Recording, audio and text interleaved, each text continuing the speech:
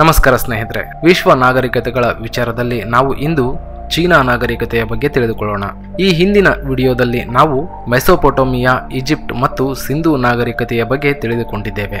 ಮಾನವನ ಇತಿಹಾಸದಲ್ಲಿ ಹಲವು ಪ್ರಮುಖ ನಾಗರಿಕತೆಗಳು ಉಗಮವಾಗಿ ಬೆಳೆದು ಅವನತಿ ಹೊಂದಿವೆ.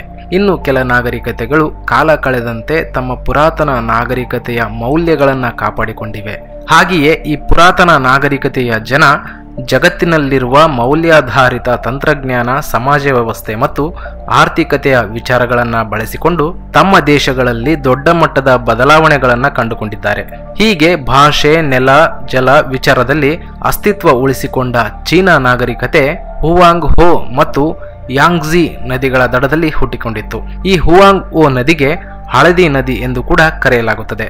ಇನ್ನು ಚೀನಾದಲ್ಲಿ ಸಿಯಾನ್, ಲೋಯಾಂಗ್, ಪೆಕ್ಕಿಂಗ್, ನಾಜಿಂಗ್, ಅನ್ಯಾಂಗ್, ಹಾಂಗ್ಕಾಂಗ್, ತೈವಾನ್ ಇವು ಪ್ರಾಚೀನ ಚೀನಾ ನಾಗರಿಕತೆಯ ಪ್ರಸಿದ್ಧ ನಗರಗಳಾಗಿವೆ. ಅಂದಹಾಗೆ ಸ್ನೇಹಿತರೆ, ಈ ಚೀನಾ ನಾಗರಿಕತೆಗೆ 10,000 ವರ್ಷಗಳ ಹಿಂದಿನ ಇತಿಹಾಸ ಇದೆ ಎಂದು ಹೇಳಲಾಗಿದೆ. ಇನ್ನು ಈ ಚೀನಾದ ಪ್ರಾಚೀನ ನಾಗರಿಕತೆಯಲ್ಲಿ ಕಂಡುಬರತಕ್ಕಂಥ ಮೊಟ್ಟ ಮೊದಲ ರಾಜವಂಶ ಯಾವುದು ಅಂತ ನೋಡುವುದಾದ್ರೆ ಶಿಯಾ ರಾಜವಂಶ. ಸ್ನೇಹಿತರೆ, ಇದು ಕ್ರಿಸ್ತಪೂರ್ವ 2100ರಿಂದ ಕ್ರಿಸ್ತಪೂರ್ವ 1600ರ ಅವಧಿಯವರೆಗೆ ಅಧಿಕಾರ ನಡೆಸಿತು ಎಂದು ಹೇಳಲಾಗಿದೆ. ಯು ದಿ ಗ್ರೇಟ್ ಈತನು ಈ ರಾಜವಂಶದ ಶ್ರೇಷ್ಠ ದೊರೆ. ಇವರ ಅಸ್ತಿತ್ವಕ್ಕೆ ಸರಿಯಾದ ಪುರಾವೆಗಳು ಸಿಕ್ಕಿಲ್ಲದ ಕಾರಣ ಇವರ ನಂತರ ಬಂದಂತಹ ಶಾಂಗ್ ವಂಶಕ್ಕೆ ಚೀನಾದಲ್ಲಿ ಸಾಕಷ್ಟು ಮಹತ್ವವನ್ನ ಕೊಟ್ಟಿದೆ. ಸ್ನೇಹಿತರೆ, ಈ ಸಾಂಗ್ ವಂಶವು ಕ್ರಿಸ್ತಪೂರ್ವ 1600ರಿಂದ ಕ್ರಿಸ್ತಪೂರ್ವ 1050ರವರೆಗೆ ಚೀನಾದಲ್ಲಿ ಅಧಿಕಾರ ನಡೆಸಿತು. ಈ ಶಾಂಗ್ ವಂಶದ ಪ್ರಸಿದ್ಧ ದೊರೆ ಟಾನ್. ಇವರ ಕಾಲದಲ್ಲಿ ಒರಾಕಲ್ ಬೋನ್ ಸ್ಕ್ರಿಪ್ಟ್ ಲಿಪಿ ರೂಪುಗೊಂಡಿತ್ತು ಮತ್ತು ಲೋಹದ ಉಪಯೋಗವಾಗುವುದರ ಜೊತೆಗೆ ಸಮರ್ಥ ಆಡಳಿತವು ಕೂಡ ಇಲ್ಲಿಂದಾನೇ ಪ್ರಾರಂಭವಾಗಿತ್ತು ಎಂದು ಹೇಳಲಾಗಿದೆ. ಹೀಗೆ ಅನೇಕ ರಾಜವಂಶಗಳು ಚೀನಾ ನಾಗರಿಕತೆಯಲ್ಲಿ ಬಂದು ಹೋಗಿವೆ. ಸ್ನೇಹಿತರೆ, ಈ ಶಾಂಗ್ ವಂಶದ ಅವನತಿಯಾದ ನಂತರ ಕ್ರಿಸ್ತಪೂರ್ವ 1050ರಲ್ಲಿ ಚೀನಾದಲ್ಲಿ ಝೌ ವಂಶ ಆಡಳಿತ ನಡೆಸುತ್ತದೆ. ಇವರ ಅವಧಿಯಲ್ಲಿ ಮ್ಯಾಂಡೇಟ್ ಆಫ್ ದ ಹೆಮನ್ ಎನ್ನುವ ರಾಜಕೀಯ ತತ್ವ ಪ್ರಾರಂಭವಾಗಿತ್ತು. ಇದನ್ನ ರಚಿಸಿದವರು ಕನ್ಫ್ಯೂಷಿಯಸ್ ಮತ್ತು ಲಾವೋ ಜು ಎನ್ನುವಂತಹ ತತ್ವಶಾಸ್ತ್ರಜ್ಞರು. ಸ್ನೇಹಿತರೆ, ಈ ಕನ್ಫ್ಯೂಷಿಯಸ್ ಇವರು ಚೀನಾದ ಶ್ರೇಷ್ಠ ತತ್ವಜ್ಞಾನಿಯಾಗಿದ್ದಾರೆ. ಇವರು ಕ್ರಿಸ್ತಪೂರ್ವ 551ರಿಂದ ಕ್ರಿಸ್ತಪೂರ್ವ 479ರ ಅವಧಿಯಲ್ಲಿ ಜೀವಿಸಿದ್ದರು ಎಂದು ಹೇಳಲಾಗಿದೆ. ಇವರನ್ನ ಚೀನಾದ ಶಿಕ್ಷಕ ಎಂದೇ ಕರೆಯಲಾಗುತ್ತದೆ. ಇವರ ತತ್ವ ಬೋಧನೆಗಳನ್ನ ಚೀನಿ ಸಂಸ್ಕೃತಿಗಳಲ್ಲಿ ಅಳವಡಿಸಲಾಗಿದೆ. ಶಾಂಗ್ ವಂಶವನ್ನ ಕೊನೆಗೊಳಿಸಿದ ಝೌ ವಂಶದವರು ಸ್ವರ್ಗದ ಆದೇಶವನ್ನ ಸೃಷ್ಟಿಸಿದರು. ಒಂದು ಸಮಯದಲ್ಲಿ ಚೀನಾ ಆಡಳಿತ ನೋಡಿಕೊಳ್ಳಲು ಒಬ್ಬನೇ ಒಬ್ಬ ಕಾನೂನುಬದ್ಧ ಆಡಳಿತಗಾರ ಇರಲು ಸಾಧ್ಯ ಮತ್ತು ಆ ಆಡಳಿತಗಾರನಿಗೆ ದೇವರುಗಳ ಆಶೀರ್ವಾದ ಇರುತ್ತದೆ ಎನ್ನುವುದು ಇವರ ಕಲ್ಪನೆಯಾಗಿತ್ತು. ಈ ಝೌ ವಂಶದವರು ಶಾಂಗ್ ವಂಶದವರನ್ನ ಪದಚ್ಯುತಗೊಳಿಸಲು ಮತ್ತು ಇದರ ನಂತರ ಆಳ್ವಿಕೆಯನ್ನ ಸಮರ್ಥಿಸಿಕೊಳ್ಳಲು ಈ ಆದೇಶವನ್ನ ಬಳಸಿದ್ದರು. ಇವರ ನಂತರ ಚೀನಾವನ್ನ ಆಡಳಿತ ಮಾಡಿದ್ದು ಚಿನ್ ವಂಶ. ಈ ಚಿನ್ ಸಾಮ್ರಾಜ್ಯವು ಕ್ರಿಸ್ತಪೂರ್ವ 221ರಿಂದ ಕ್ರಿಸ್ತಪೂರ್ವ 206ರವರೆಗೆ ಚೀನಾದಲ್ಲಿ ಅಸ್ತಿತ್ವವಿದ್ದು ಆಡಳಿತ ನಡೆಸಿತು. ಈ ವಂಶದ ಪ್ರಸಿದ್ಧ ದೊರೆ ಚಿನ್ ಶಿಹುವಾಂಗ್. ಈತನು ಹರಿದು ಹಂಚಿ ಹೋಗಿದ್ದ ಚೀನಾವನ್ನ ಏಕೀಕೃತಗೊಳಿಸಿದ. ಹಾಗಾಗಿ ಈತನನ್ನ ಏಕೀಕೃತ ಚೀನಾದ ಮೊದಲ ಸಾಮ್ರಾಟ ಎಂದೇ ಕರೆಯಲಾಗಿದೆ. ಈತನು ಚೀನಾ ಮಹಾಗೋಡೆ ನಿರ್ಮಾಣ ಮಾಡಲು ನಾಂದಿ ಹಾಕಿದ್ದ. ಈತನ ಕಾಲ ಅವಧಿಯಲ್ಲಿಯೇ ಟೊರಾಕೋಟಾ ಎನ್ನುವಂತಹ ಬೃಹತ್ ಸೈನಿಕ ಪಡೆಯನ್ನ ಸಿದ್ಧಪಡಿಸಿದ್ದ. ಸ್ನೇಹಿತರೆ, ಈ ಚಿನ್ ವಂಶದ ನಂತರ ಚೀನಾದಲ್ಲಿ ಹಾನ್ ರಾಜವಂಶ ಆಡಳಿತ ನಡೆಸಿತು. ಕ್ರಿಸ್ತಪೂರ್ವ 206ರಿಂದ ಕ್ರಿಸ್ತಶಕ 220ರ ಅವಧಿಯವರೆಗೆ ಈ ಆನ್ ಸಾಮ್ರಾಜ್ಯ ಚೀನಾದಲ್ಲಿ ಅಸ್ತಿತ್ವದಲ್ಲಿದ್ದು ಆಡಳಿತ ನಡೆಸಿತು. ಇವರ ಆಡಳಿತದ ಅವಧಿಯನ್ನ ಚೀನಾದ ಸುವರ್ಣ ಯುಗ ಎಂದೇ ಕರೆದಿದ್ದಾರೆ.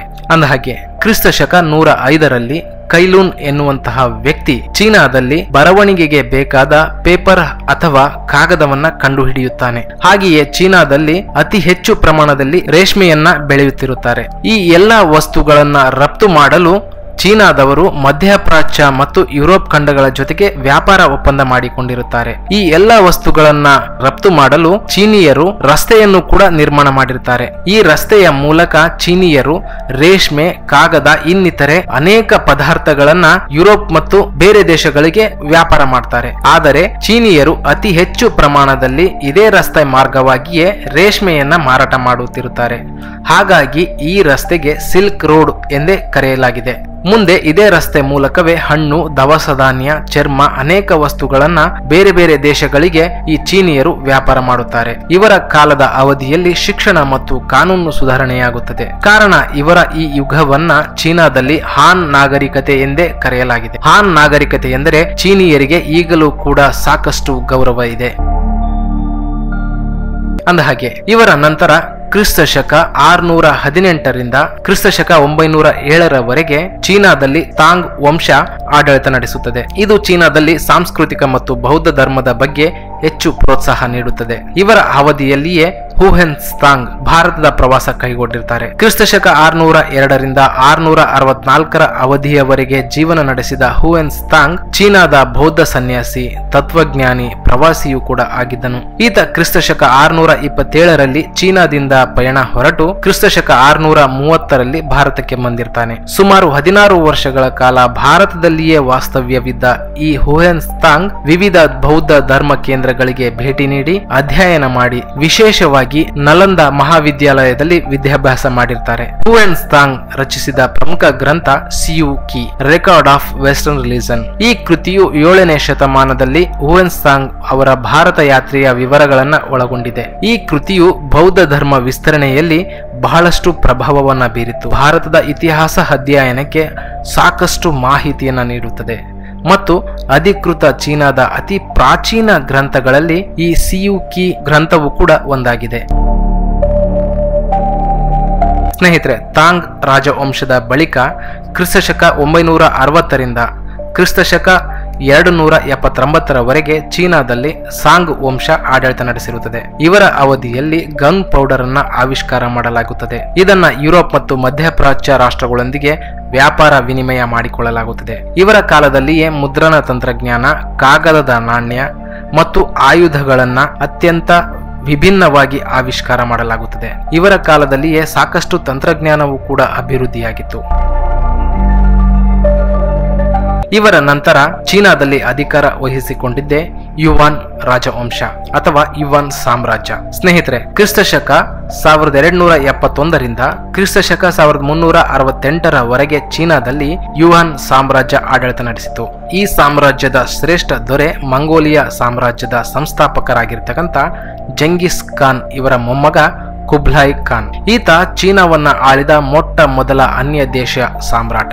ಈತನ ಕಾಲದ ಅವಧಿಯಲ್ಲಿಯೇ ಇಟಲಿಯ ಪ್ರಖ್ಯಾತ ವ್ಯಾಪಾರಿ, ಪ್ರವಾಸಿಗ ಮತ್ತು ಬರಹಗಾರ, ಜ್ಞಾನಿಯಾಗಿರ್ತಕ್ಕಂಥ ಮಾರ್ಕೋ ಪೋಲೋ ಚೀನಾಕ್ಕೆ ಭೇಟಿ ನೀಡಿ ಅನೇಕ ವರ್ಷಗಳು ಚೀನಾದ ಕುಬ್ಲಾಯ್ ಖಾನ್ ಆಸ್ಥಾನದಲ್ಲಿಯೇ ಇದ್ದು ಸೇವೆ ಸಲ್ಲಿಸುತ್ತಾನೆ. 13ನೇ ಶತಮಾನದಲ್ಲಿ ಈತನು ಏಷ್ಯಾಕ್ಕೆ ಭೇಟಿ ನೀಡಿದ ಮೊದಲ ಯುರೋಪಿಯನ್ ಆಗಿದ್ದಾನೆ ಮತ್ತು ಹಲವು ವರ್ಷಗಳ ಕಾಲ ಕುಬ್ಲಾಯ್ ಖಾನ್ ಆಸ್ಥಾನದಲ್ಲಿಯೇ ಸೇವೆ ಸಲ್ಲಿಸಿರ್ತಾನೆ. ಸ್ನೇಹಿತರೆ, ಈ ಯುವಾಂಗ್ ವಂಶದ ನಂತರ ಚೀನಾದಲ್ಲಿ ಮಿಂಗ್ ವಂಶ ಆಡಳಿತ ನಡೆಸುತ್ತದೆ. ಇದು ಕ್ರಿಸ್ತ ಶಕ 1368ರಿಂದ ಕ್ರಿಸ್ತ ಶಕ 1664ರವರೆಗೆ ಚೀನಾದಲ್ಲಿ ಆಡಳಿತ ನಡೆಸಿತು. ಇವರ ಕಾಲದ ಅವಧಿಯಲ್ಲಿಯೇ ಮಂಗೋಲಿಯನ್ ದಾಳಿಗಳನ್ನ ತಡೆಯಲು ಅದಾಗಲೇ ಚೀನಾದಲ್ಲಿ ಇದ್ದ ಚೀನಾ ಮಹಾಗೋಡೆಯನ್ನ ಮತ್ತಷ್ಟು ಬಲಶಾಲಿಯಾಗಿ ನವೀಕರಣಗೊಳಿಸಲಾಯಿತು. ಇವರ ಅವಧಿಯಲ್ಲಿಯೇ ಪಾರ್ಬಿಡನ್ ನಗರವನ್ನ ನಿರ್ಮಿಸಲಾಯಿತು. ಪ್ರಸ್ತುತ ಇದನ್ನ ಬೀಜಿಂಗ್ ಎಂದು ಕರೆಯಲಾಗುತ್ತದೆ. ಮಿಂಗ್ ವಂಶದ ನಂತರ ಚಿಂಗ್ ವಂಶದವರು ಚೀನಾದ ಆಡಳಿತವನ್ನು ನಿರ್ವಹಿಸುತ್ತಾರೆ.